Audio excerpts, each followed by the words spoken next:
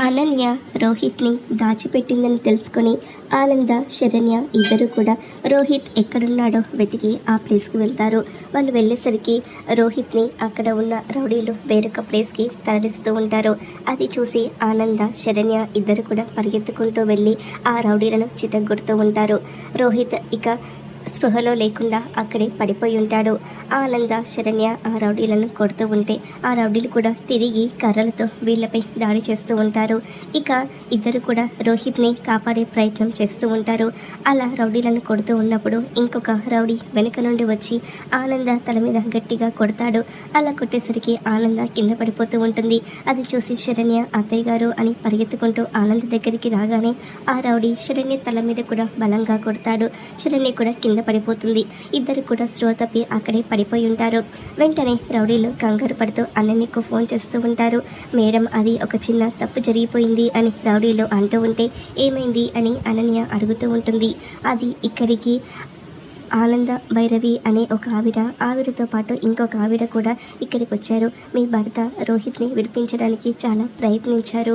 అనుకోని ప్రమాదంలో మేము వాళ్ళని కొట్టి చంపేశాం అని రౌడీలు అనన్యకు చెప్తూ ఉంటారు. ఆ మాట వినేసరికి అనన్య చాలా సంతోషపడిపోతూ ఏంటి వాళ్ళు చనిపోయారా అని అడుగుతూ ఉంటుంది. అవును మేడం, మీరు అర్జెంటుగా రండి అని రౌడీలు చెప్తూ ఉంటారు. ఇక అలా చెప్పేసరికి అనన్య కాంచన ఇద్దరు కూడా అక్కడికి బయలుదేరి వెళ్తూ ఉంటారు. అక్కడికి వెళ్ళేసరికి ఆనంద శరణ్య ఇద్దరు కూడా స్పృహ తప్పి కింద పడిపోయి ఉంటారు. అది చూసి అనన్య చాలా సంతోషపడిపోతూ ఉంటే రౌడీలు మాత్రం సారీ మేడం అని క్షమాపణ చెప్తూ ఉంటారు. అనన్య మాత్రం మీరెందుకు సారీ చెప్తున్నారు, వీళ్ళు చనిపోవడమే నాకు కూడా కావాలి, చాలా మంచి పని చేశారు అని రౌడీలకు చెప్తూ ఉంటుంది.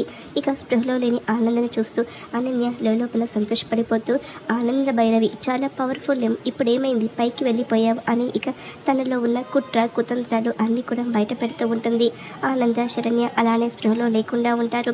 ఇక అనన్య సంతోషపడిపోతూ ఇక ఈ ఆస్తి అంతా కూడా నాకే అని అనుకుంటూ ఉంటుంది. ఇక అనన్య అక్కడి నుంచి వెళ్ళిపోతూ ఉంటుంది. అనన్య వెళ్ళిపోగానే ఆనంద శరణ్య ఇద్దరు కూడా స్పృహలో నుంచి బయటికి వస్తారు. ఇక అనన్య నాటకం తెలుసుకోవడం కోసం ఇద్దరు కూడా చనిపోయినట్టుగా యాక్టింగ్ చేస్తూ ఉంటారు. అనన్య భాగవతం మొత్తం కూడా తెలుసుకొని ఇక రోహిత్ని కాపాడడానికి మళ్ళీ ఇద్దరు కూడా అనన్యను ఫాలో అవుతూ రోహిత్ కోసం వెళ్తూ ఉంటారు.